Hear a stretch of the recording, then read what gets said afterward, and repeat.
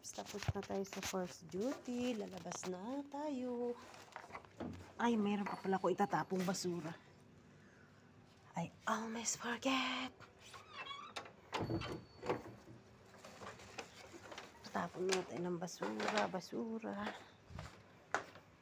Today is last duty kasi meron tayong 1-day holiday. Gawa ng sports day dito sa bansang Qatar.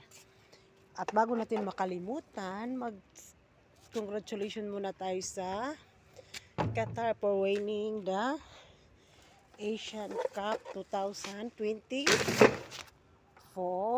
Diba? Panalo ang ating lugar. Hello guys, ito nga pala medyo mainit na dito sa labas. Pero kaninang umaga, makulimlim. Umuulan ng mga 4:30 in the midnight. Morning na yun pala. Mainit, lalabas na ako kasi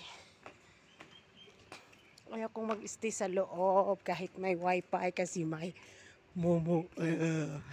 Takot ka pa sa dilim. Lalabas na ako. Ay, ang init.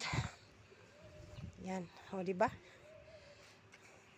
Maganda na ang panahon. Medyo may maambon-ambon banda doon. Siguro uulan na naman mamayang gabi. O siya. Aantayin ko ng aking driver. Magmikos-mikos na naman tayo for the next duty. 12:30 to 4:30 in the afternoon. Thank you for watching. Followers, non-followers, shout out sa inyong lahat. And happy Sports Day!